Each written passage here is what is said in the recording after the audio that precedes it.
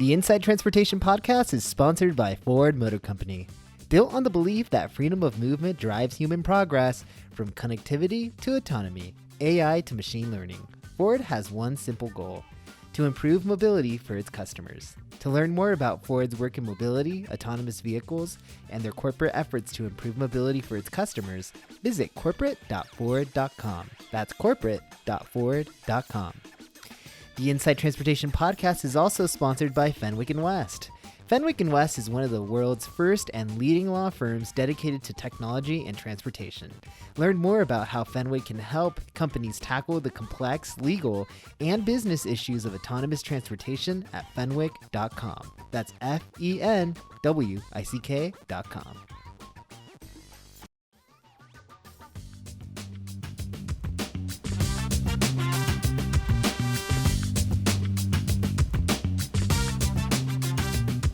Hello, everyone. Welcome to the Inside Transportation Podcast, here hosted by Inside.com. My name is Johan Moreno. I'm the writer of the Inside Transportation newsletter and Inside Electric Vehicles newsletter.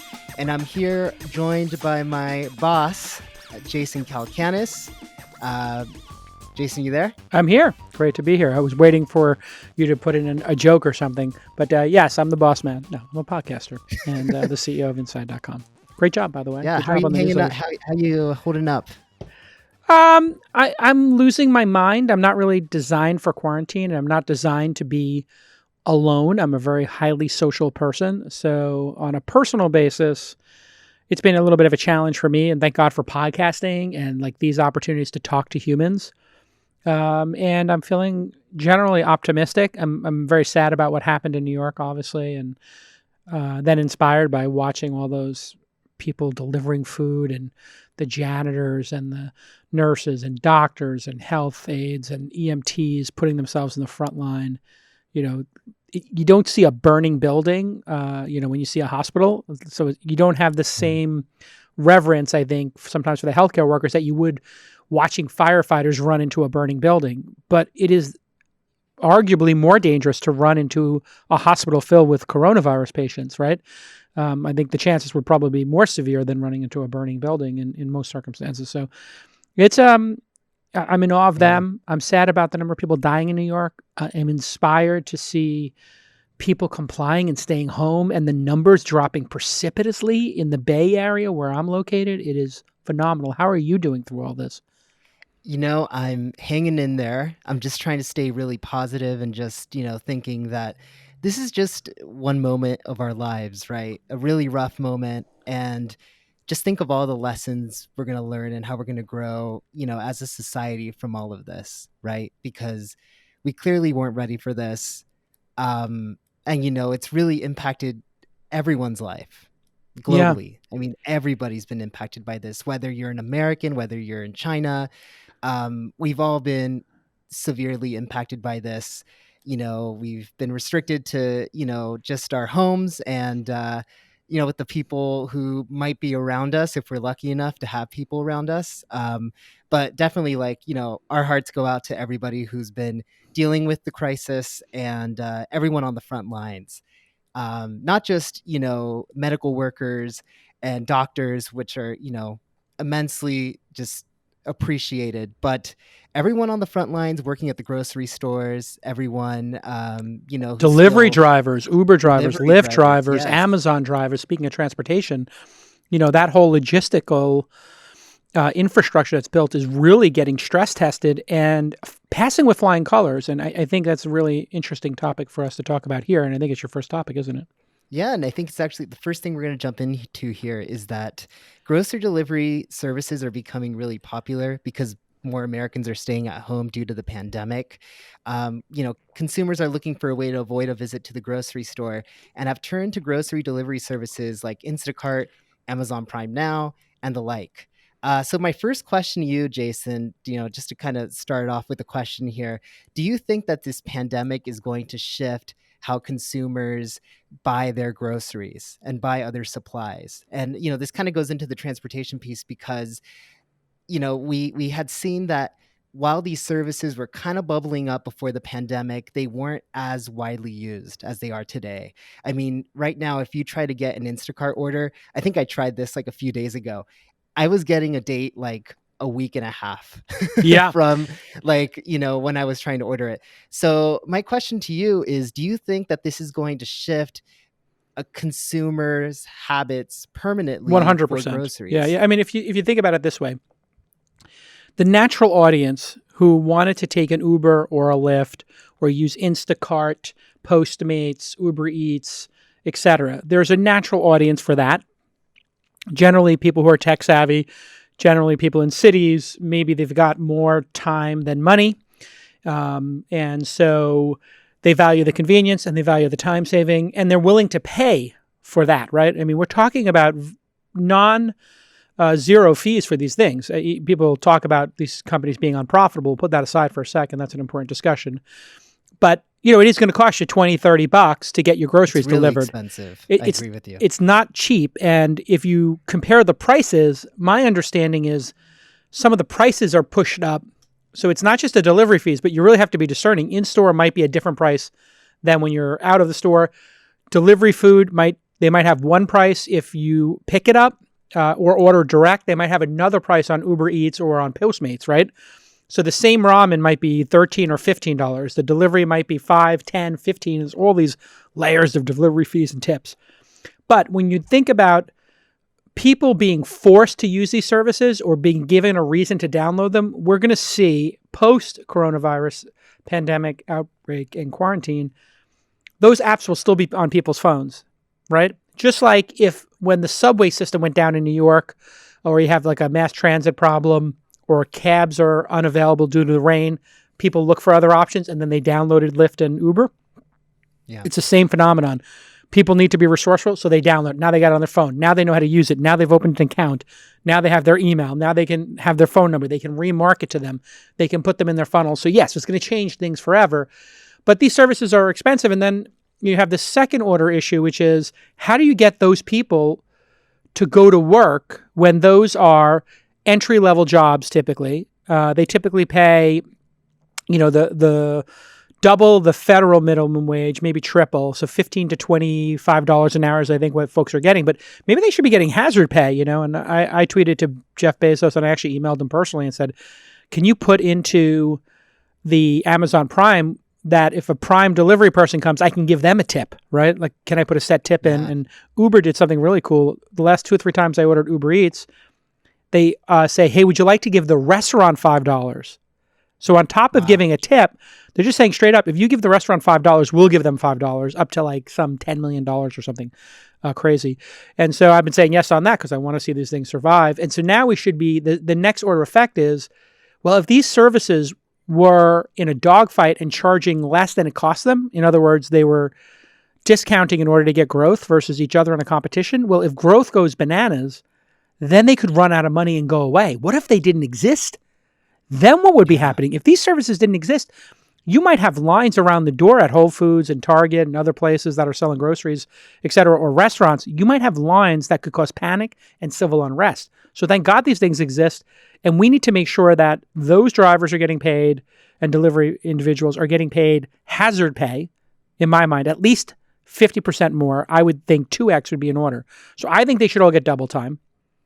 And I think that these companies need to quickly stop with the discounting and make themselves sustainable so that we don't lose. It's critical infrastructure now. This is how people are getting their food. So it's critical infrastructure. And I think that's a key issue. Well, one thing I will say that I don't think that Instacart and Amazon are doing a really good job at right now during this pandemic is serving those who truly need the service, right?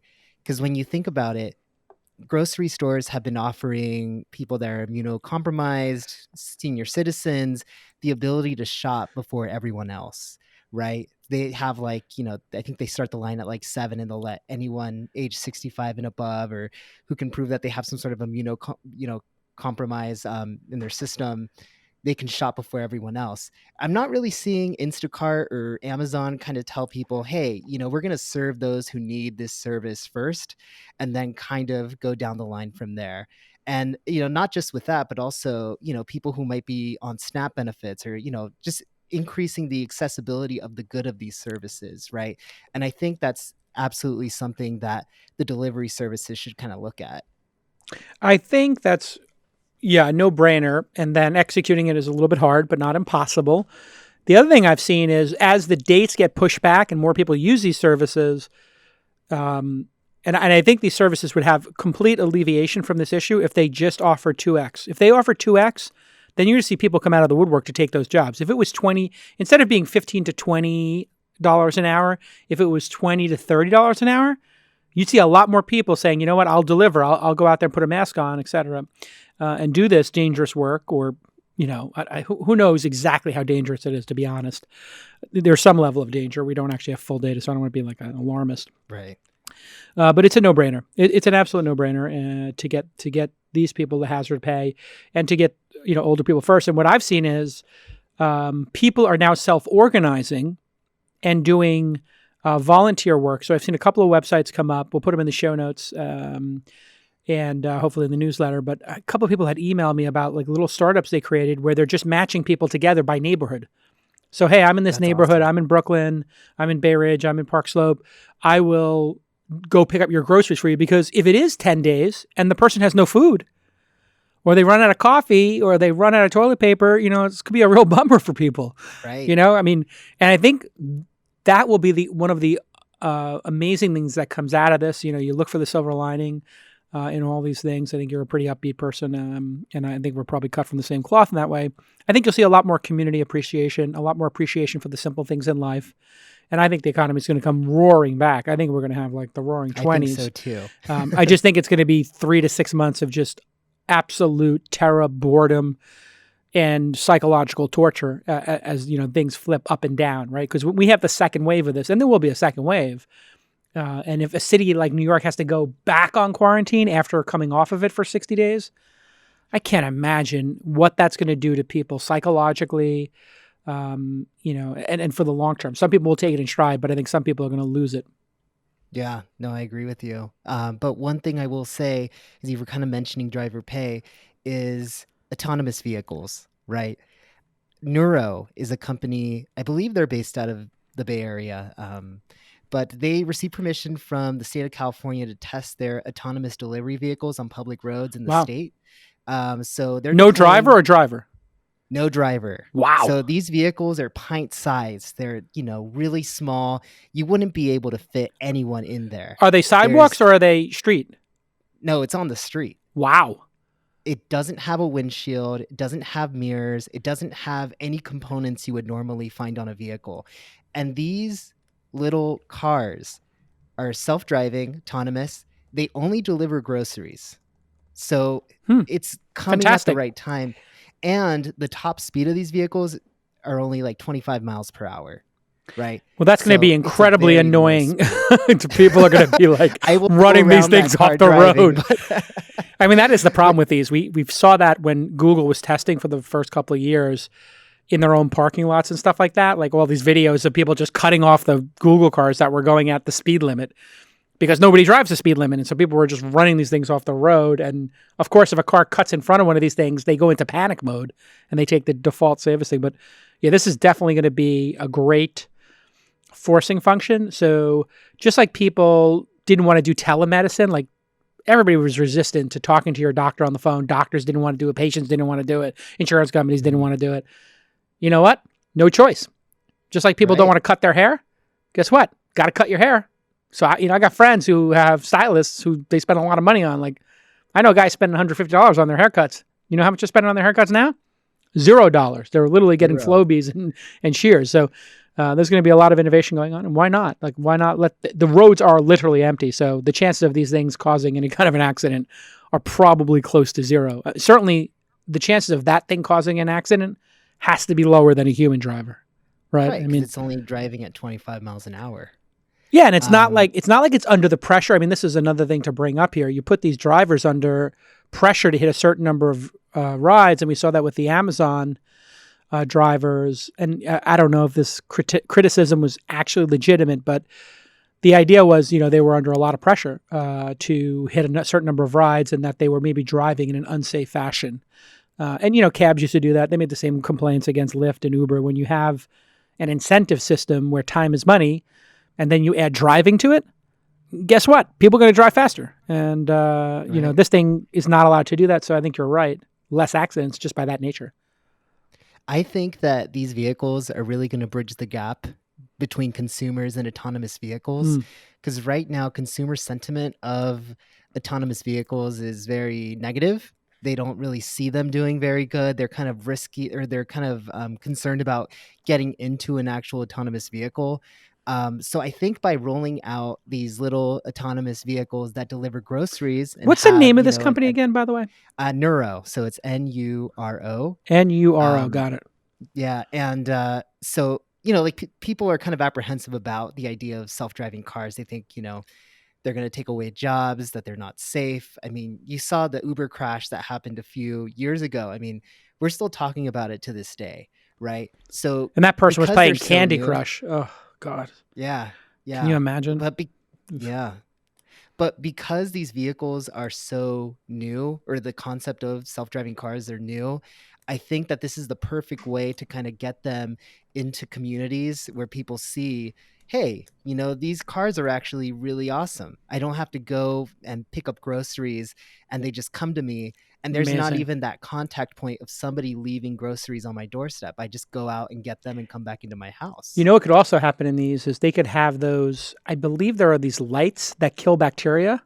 I wonder if they could be equipped with that on the inside where you put the groceries and it like uses that on it to kill the bacteria on the outside. I don't know if you're doing this, but I've spent like, I don't know, 3 or 4 days a week on my front porch in gloves and a mask with, Clorox wipes and sprays and everything, unpacking the cereal, putting the clean inside of the cereal bag inside the doorway, taking the box, folding it and putting it in the recycling so that, God forbid somebody who was packing this on Instacart had coronavirus, it would be on there, right? And Yeah, I'm doing that to some variation, but I still go to the store. And at the store that I go to, they actually have wipes. So I just grab a bunch of them. And as I'm collecting items in the store, I just wipe them down as I go. I don't know if it helps, but that's my yeah. strategy. What's it like going to the store? I haven't done it. It's really depressing. I mean, How so? all the aisles are just empty and everyone's wearing masks, and you don't even think it's real life, It's right? dystopian, yeah. Yeah, I mean, it's just really scary. Like I don't just not like I don't like going to the store for many reasons right now, but part of it is the experience. It's just too eerie, and it just doesn't make life feel normal. And when we come back from break, we're going to be talking about the auto market recovery in China. Stay tuned. Hey, everybody, just want to let you know that this episode of Inside Transportation is sponsored by our friends at the Ford Motor Company. Built on the belief that freedom of movement drives human progress from connectivity to autonomy, Ford has one simple goal, and that's to improve the mobility of its customers. Ford has been using technology to shape the future of transportation for over 100 years and is dedicated to solving the world's most pressing mobility issues. What you might not know is that Ford has a series of divisions that make these visions a reality. Ford X is Ford's venture incubator that unites entrepreneurs, designers, and engineers to shape the future of transportation. Ford's City Innovations team brings innovative ideas to life through community workshops, crowdsourcing initiatives, and citywide mobility challenges. And Spin, a property of Ford, brings e-scooter sharing to cities and college campuses. So here's your call to action. To learn more about Ford's work in mobility, autonomous vehicles, and their global efforts to improve mobility for its customers, visit corporate.ford.com. That's corporate.ford.com. Thanks again to Ford for sponsoring independent media like this podcast. All right, Jason. So we're going to talk a little bit about the auto market recovery in China, because things have actually been doing pretty well in China in terms of the auto sales recovering. So in case you didn't know, in February, the auto market in China was actually down by 79%. They had sold 1.3 units, so 1.3 million units in February 2019. This year, they sold about 205,000 units total for the month of February. it's recovered quite nicely. They actually sold 1 million units in March of this year, which is still down about 43% year over year. But really promising news for Tesla. Tesla deliveries hit a new record in China for March. They delivered over 10,000 vehicles. Tesla sales accounted for about 25% of China's electric vehicles sales for the month. So this is really promising news. When you also look at other automakers like Volkswagen, all their dealerships have reopened for business. They're not pushing back any plans to roll out their MEB platform, which is a very exciting initiative for Volkswagen. 32 of their plants have reopened in the country. And, even players like NIO that have been doing kind of sluggish on the market reported that their sales in March were actually better this year than they were last year. Um, Obviously, right now, the US auto market's hurting a lot. There's 42 states that are under stay at home orders, 300 million Americans, and auto sales are going downward. But I definitely think that this is a very exciting sign of things to come for the US market, considering how China has rebounded. Yeah, I mean, it would indicate that during a crisis, people don't buy cars, and then when they come back, they can come back even stronger. Is that I, what we're seeing in the numbers, or is it still that is there just a general decline in the number of people buying cars right now globally, or is it going up or down? I actually don't know. So there's a global decline, obviously, for reasons you had stated, but one expert that was quoted by the Wall Street Journal said that there was a spike in auto sales after SARS because people had less confidence in the sanitation of public transportation.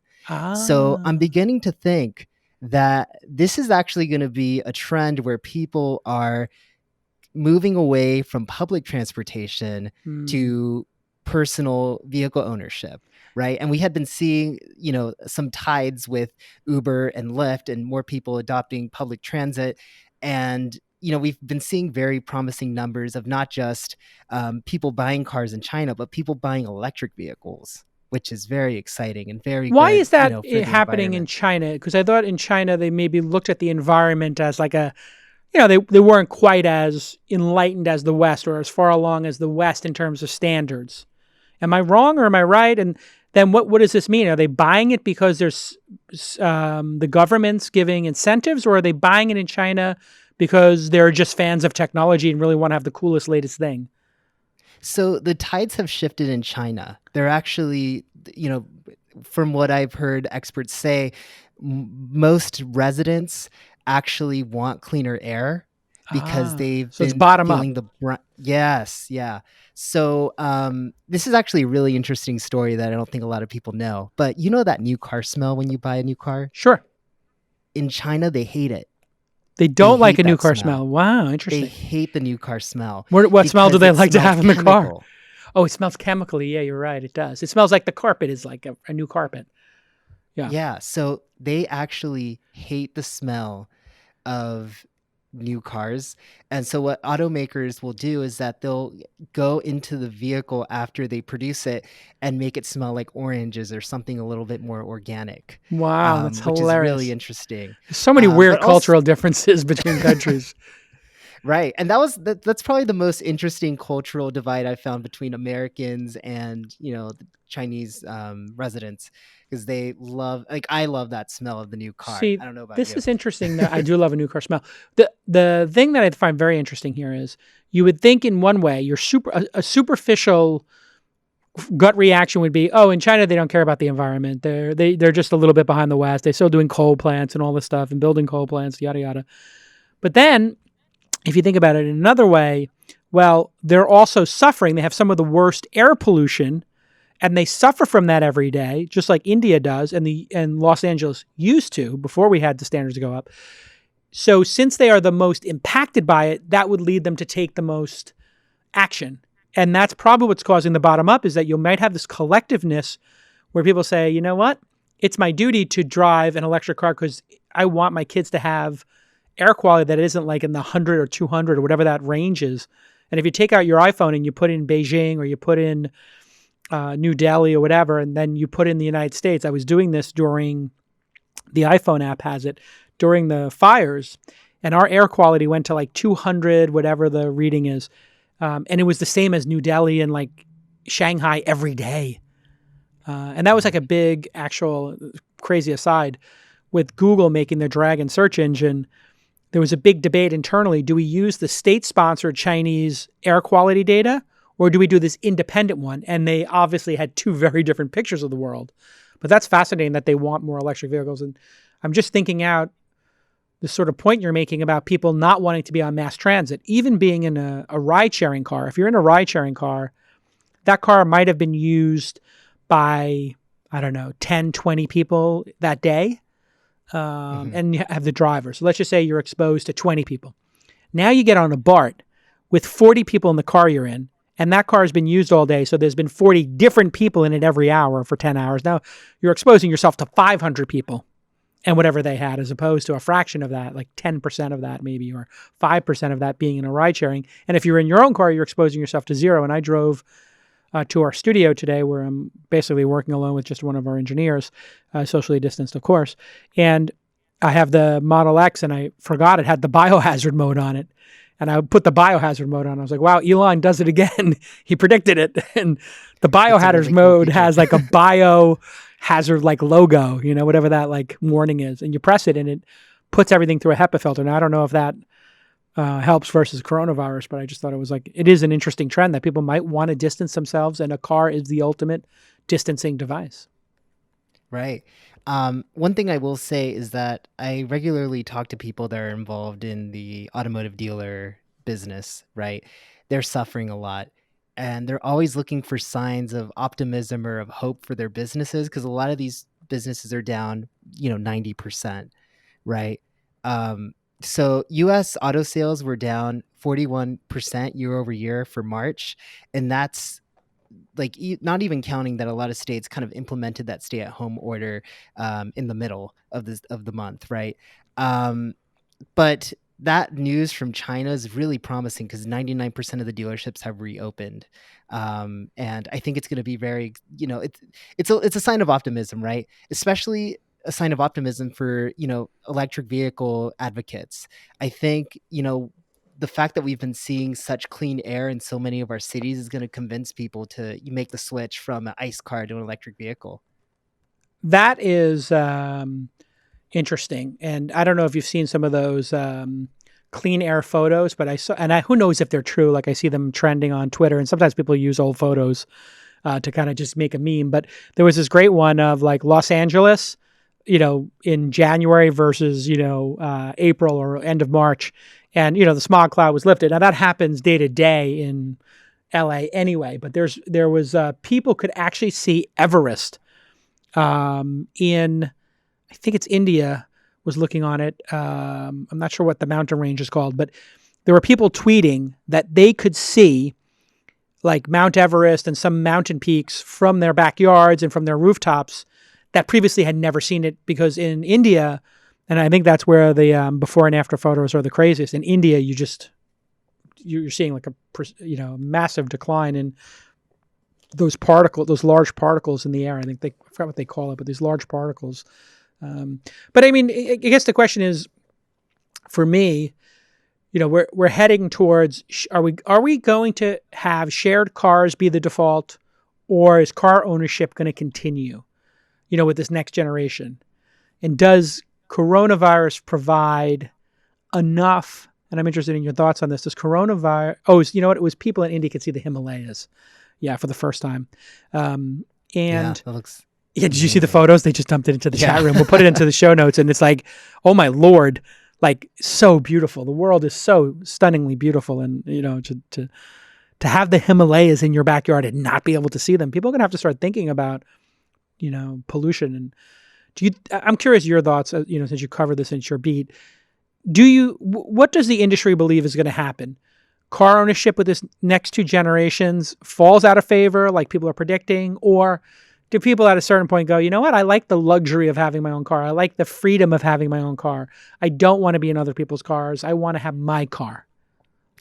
So right now, the auto industry is in a moment of doom and gloom because of the coronavirus. They're not really selling any vehicles. That's their primary objective right now, as they want to figure this out first.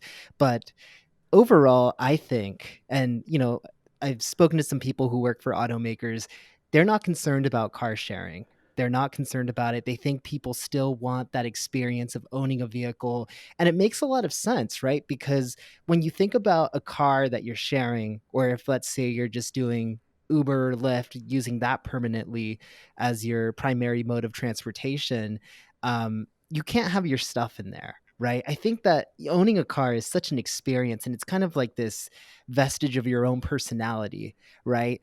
You have all your stuff in there. If you're going to the gym, you might have your gym bag. You might have, some food in there if you like to take a lunch break in your car, right?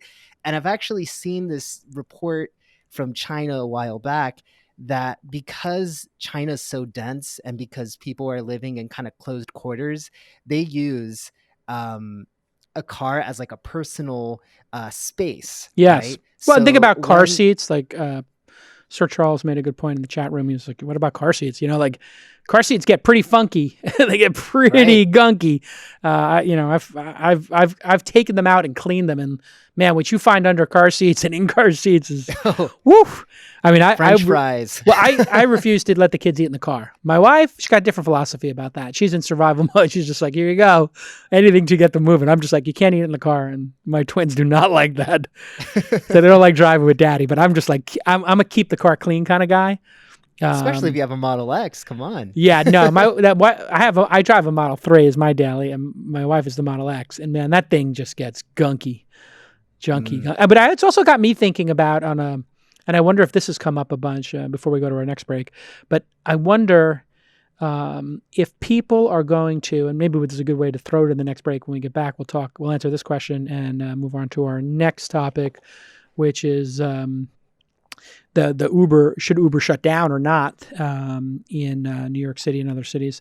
Um, do we think, and I want to get your answer on the other side, do you think people, because electric cars need to be charged and have infrastructure, do you think people with the prepper mentality are going to start thinking, I need to have an ICE car so that I have some more sustainability and can drive around and I can get out of Dodge? Because I had a friend who said, I have to get out of Los Angeles, but I'm not going to take my Tesla. I need to get a gas car so I can be off the grid and be safer. And I was like, well, that's interesting. So let's answer that question when we get back on Inside Transportation. Hey, everybody, let me take a moment to thank Fenwick and West. They're one of the world's first and leading law firms dedicated to technology and life sciences. They operate in the fast lane of innovation where ideas often outpace changes in the law. That's where you find Fenwick's autonomous transportation and shared mobility practice, steering startups, technology giants, and major automotive companies through rapidly evolving legal, business, and regulatory challenges, which we talk about here on Inside Transportation all the time. A Silicon Valley original, Fenwick is a national law firm with offices in Mountain View, San Francisco, Seattle, New York, Santa Monica, and even Shanghai. So here's your call to action. Learn more about how Fenwick can help companies tackle the complex legal and business issues of autonomous transportation at fenwick.com. That's FENWICK.com. Thanks again to Fenwick for providing great legal services to me. I use them personally and for our investments, and for supporting independent media like Inside Transportation. Let's get back to this amazing episode. And we're back here on the Inside Transportation podcast. Johan Moreno, Jason Calacanis. We're talking about Uber and the argument of whether Uber should be shut down entirely. Yeah, it's a good question. Yeah, so at least one Uber driver in New York City and one Uber driver in London have died from COVID-19. Their families are blaming their deaths for driving for the ride-hailing service. One writer for Vice argued that Uber needs to shut down all non-essential rides and follow what Didi in China is doing during the COVID-19 pandemic. Now, in case you didn't know, Didi is the prominent ride-hailing company in China. So they've been through, the worst of the COVID-19 pandemic. Didi suspended service in all cities that were hard hit by COVID-19, but they did operate a fleet of vehicles that were constantly sanitized for medical workers, with drivers wearing protective uniforms, and they offered free rides to all medical workers and supporting staff. The other day, I saw a clip on Twitter of Uber CEO Dara Khosrowshahi, telling the reporter, he wouldn't put his kids in an Uber. Uber is distributing masks and car disinfectants to their drivers, but is it too little too late? Is it time to just kind of shut down everything that Uber's doing if it's not essential travel? My Yeah, question to well, you, Jason. listen, and obviously people know I was an early investor in Uber, still have a large number of shares in it, and I'm holding those for the long term. But I don't know Dara. I met him once. I was friends with Travis, the previous CEO. So I don't have any inside information here. But just as a consumer and as a person who cares about society, obviously you need to keep them on the road for essential services. So I can't imagine anybody doesn't agree that you got to let the doctor or nurse take an Uber. And then the second order is, which is safer for people? The subway, a bus, or an Uber? And I didn't actually realize this was the third topic, but I did say previously that, the numbers would state that being in a ride-sharing car, you would be exposed to less than if you were in a subway or a bus, right? Like buses have 10, 20, 30 people on them at a time during this. I don't know if you saw the terrible video of the cops pulling somebody off for not wearing a mask on the bus. Yeah. Oh my gosh. Which I thought was the stupidest thing in the world. Why not give the cops bags of masks? And I'm not even talking, or bandanas or anything. I'm not talking about N95 masks. That's not what we're talking about using. We're talking about masks that keep you from sneezing and coughing and sending particles out and keep you from touching your nose and mouth. Those masks are super cheap and abundant. So is a bandana. Instead of having 10 police officers drag an individual, which could open up the city to a multi-million-dollar lawsuit. God forbid somebody gets hurt during one of those drag-offs. Forget about the just cruelty of it and the insanity and unnecessary of it. Things worse too. Yeah, you could give somebody a 10-cent mask and just say, hey, would you put this mask on, or else I'll have to ask you to leave the bus. Now, if the person then doesn't want to leave the bus and put people at risk, then there's an argument that you give them like a second or third warning, and then, okay, now you're a bioterrorist if you refuse to get off without a mask on. I get that. So I think, that would be the harder question, I think, with the Lyft, the Uber, Juno, whatever. I don't know if Juno's still in service, but for the ride sharing, what do you think? Is it safer to be on a bus with 30 people, and then that bus has had 30 people on it every hour for the last 10? And I know they're not cleaning the buses every hour. They're cleaning them every shift, right? So I think public transportation, this is the hard part about shutting a city down. Like, the subway's still running in New York, right? And that was my understanding. Yeah. If the subway's still running, who's taking the subway, and then what are they exposing themselves to? And the BART is still is the BART still running in here, Nick? Do you know, in San Francisco? BART's still running? I saw buses on the street here are still running. I think the BART has pretty much shut down all their lines. No Muni. Okay. But kind of to answer your question, right? You have to think about who's using Uber and who can afford to take an Uber and who can afford to take the subway, right? A lot of the people that are probably still taking public transportation are essential service workers, right? Not necessarily just people who are going to hospitals, but people who might be working at grocery stores, people who are still working at to-go restaurants, because a lot of restaurants are still open but offering to-go service.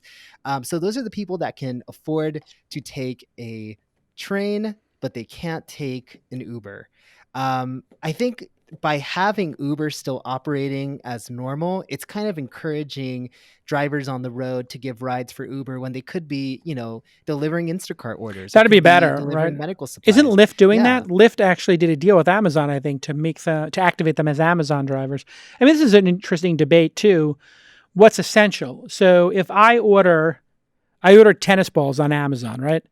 And I was like, I don't need these tennis balls, but I do need to exercise. And I was like, is there a way for me to just say on Amazon, like, if you can get this here, if you're coming anyway? And I ordered them. They took 7-8 days. I mean, I think that's the lag here. So that's a good point. Because is it unethical for me to order something on Amazon that is non-essential, right? I mean, how far are we taking this? If I ordered toothpaste or deodorant, is that essential? No. Is kind of important to exercise, important to brush teeth, important to use deodorant, but it's not essential. So, I mean, that's, I think, one of the things society is going to have to grapple with is like some some self-censorship, some discipline around like, I have to take this Uber because I'm going to a hospital. I'm taking this Uber or Lyft. And I would counter, like, I think a lot of times Lyft and Ubers might be the way some people who are even poor or in the lower middle class or upper lower class or whatever are getting places, because it's $5, $6, $7. If you go into the supermarket, the delivery services might be charging you $30, $40 extra. It might be easier to go shop on your own. So I think some people might be in areas in Brooklyn or Queens or whatever where there's less public transportation. They might be taking Ubers or Lyfts. Right. But I think, to this point, people really don't have anywhere to go. No, food. So They have to go get food. You yeah, have to get food. That's except it. getting food, right? That's essential. That's But it. I'm saying, in terms of the majority of like what Uber was being used a few months ago, or Lyft was being primarily used for, it was for business travel. It was, if you were out really late at night and you needed a ride home, So I think most of their, like, you kind of seen the numbers, is that their ridership is down for a reason, right? Yeah. But I still think that it's kind of interesting that these services are still operating, and not necessarily saying, hey, we're just gonna give rides to medical workers, right? Which I think that's what they should be doing. I think they should be fully just focused on giving Yeah. rides to people who need it most. Yeah. I mean, it's all um, going to come back anyway. And what people don't understand about these services, whether it's Uber, Lyft, or Postmates, is, these marketplaces are, meant to be what, people might refer to as elastic marketplaces, where you're not inventorying a lot of stuff, right? mhm, So they can contract and not die, right? So and same with eBay, right? Like if eBay's got a fixed cost to run eBay, if you think about that as a marketplace and they're matching buyers and sellers, if 1,000,000 items get sold today or 100,000, it's the same cost, right? It's the same infrastructure, same server, same number of people who work at the company. It's the same is true for Uber.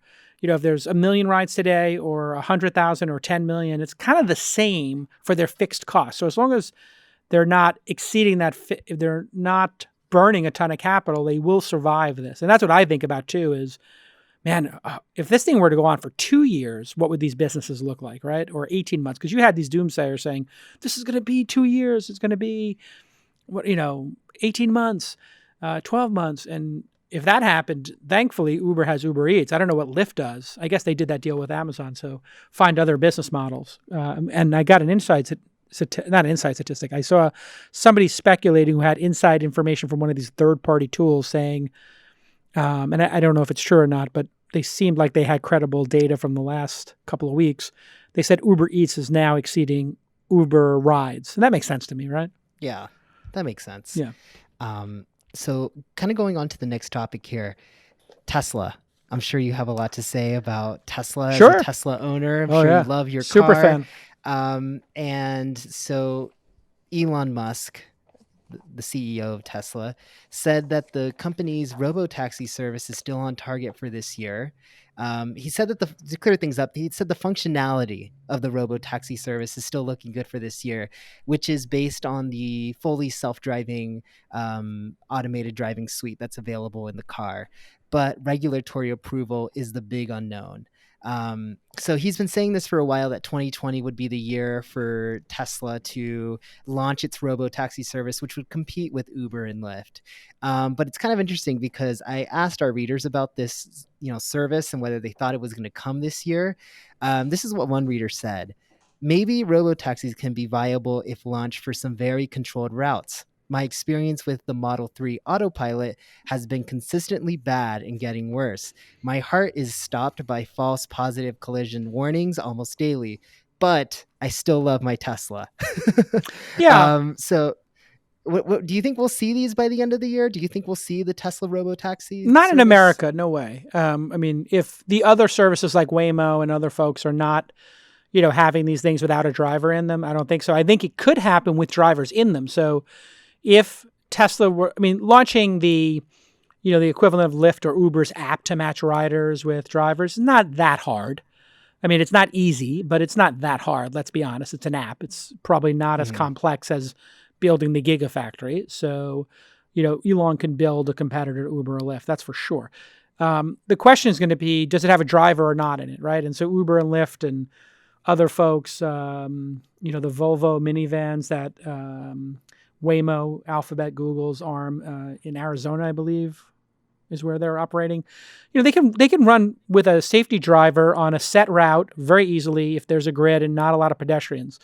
Anytime you put them in a city with randomness, much harder. And I drive every day, and I use self-driving every day, and I kind of had a slightly different experience than the other person. I don't have like heart-stopping moments. I do know that it works perfectly on the 280. It works largely perfectly on the 180 right now, and I've been using it for 3 or 4 years. So, from the Model X to the Model 3, and I just had my Model 3 computer updated because I had a really early Model 3.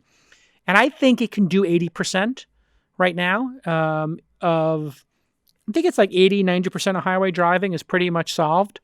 The places it's not is when there's something on the highway or there are like weird exits in construction and those kind of things. I think it gets a little choppy, and those things are yet to be solved. I think I would say the last 20% is probably 2 or 3 years out on highways. So I think on highways, I could see it being a no-brainer.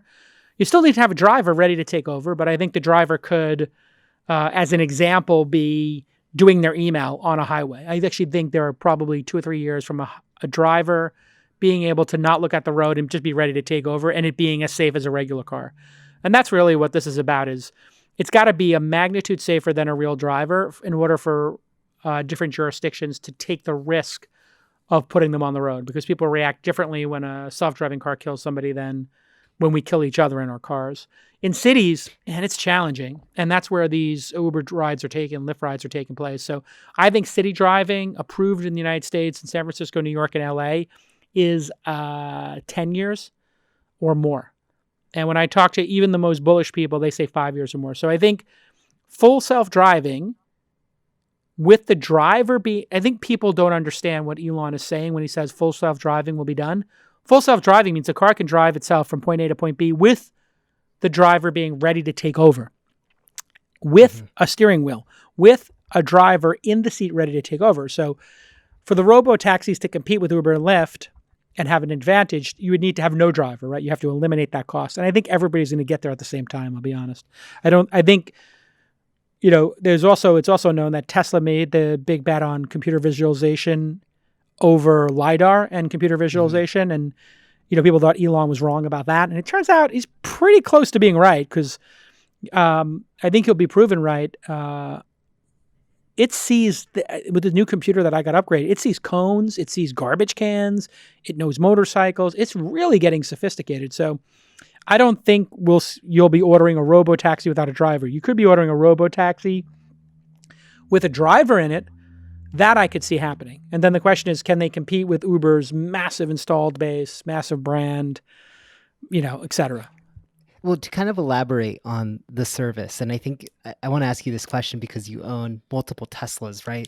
And I'm sure you're not driving your car all day.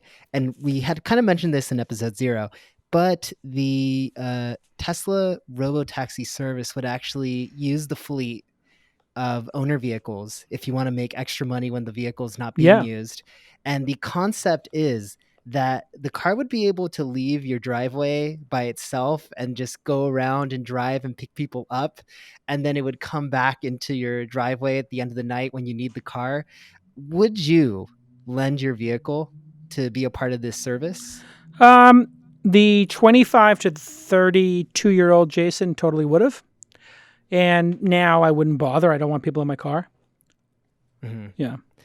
It's kind of interesting because I feel like there's going to be a large segment of the market that isn't going to want to share that car, right? Especially if they have a Tesla and they spent, more than $40,000 on their car. Yeah, it's not about the existing people. It's about the people who are on the bubble. So let's say you were going to buy a used Prius for $20K and you had the Model 3 used for $30,000 and new for $50,000. And you said, you know what, I can make, $500 a month with people renting it out. And my payment's going to be my total carrying cost is going to be $800 with my insurance and my whatever and cleaning it. Okay, yeah, maybe I can afford that. And so people get a Model 3 or a Model Y instead of buying a new Prius, and they get to have a better car just by putting it into the pool. So I think they get those, you know? Yeah, and it's kind of interesting because I don't know if you've actually seen your Model 3, but there's a little interior camera. Have you ever noticed that? Yeah, I know all about it. Yeah, and I Yeah. actually, somebody said something on Twitter about it, and I at mentioned Elon, and he responded about it, and within a week or two, as he's apt to do, they put in a button that said "turn off internal camera," but the internal camera is obviously for security. If somebody breaks into your car with Sentry mode, and it's obviously going to be for dog mode to look in your car, and it's obviously going to be for the robotaxi, all of those. And he actually put into his account that he, you have the ability to turn it off now. There's a switch. Yeah, really interesting. And this actually happened a few days ago. A Tesla hacker was actually able to get a photo from that internal camera. Oh, a hacker did? So we're gonna drop that. Yeah, so he hacked into the system and was able to get a picture from Wow. that little internal camera. So we're gonna drop that link in the show Yeah. notes. I have the Really Owl, by the way. I interesting. have the Owl camera. Shout out Owl. I have a Honda minivan. That's my like escape. if we have to like escape Los Angeles, escape San Francisco, like escape New York, like things really go downhill. The plan is to take an electric car, one gas car, and then we go to wherever, Montana, Wyoming, somewhere out in where the zombie apocalypse can't get us, and we see which one gets us further, right? But I have the Yeah, Owl camera. I don't know if you're aware of the Owl camera, but it is amazing. It's basically like the like the Sentry mode in a Tesla, and you just put it in the dashboard. You pay for an LTE every month. And I can, if like, let's say the nannies are taking the girls to school or something, I can turn the camera on and see inside the car and see outside the car. And it creates a video clip of both, like a split screen. And so, when I have if I have a nanny or a babysitter, I say, hey, listen, here's the Owl camera. It records everything in case there's an accident.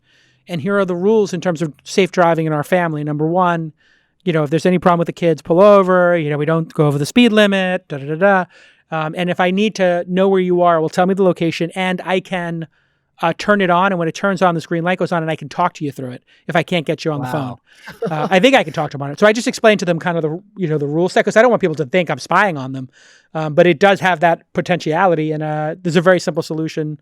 You can just put a piece of gaffer's tape, electrical tape that doesn't stick too hard, that people use in electrical work or in AV work on set. Right. Gaffer's tape. I was gonna follow up on one of your questions, and I'm gonna ask it back to you. And you kind of said the answer, I guess. But in terms of an ICE vehicle versus an electric vehicle, if you had to escape somewhere, would you take your Tesla or would you take that minivan?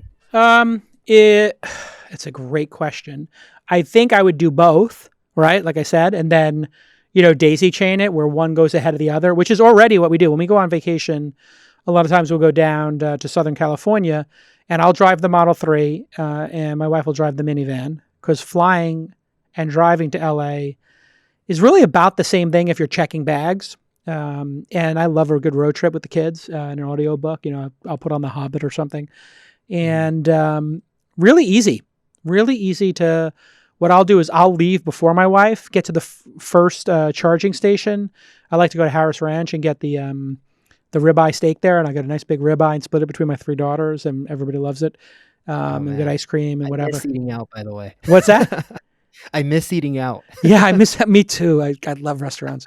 Anyway, we had these things pre-quarantine. Back in my day. Back in my day, they we used could go to to have restaurants, and pretty they good would deals. cook for you, different cuisines too.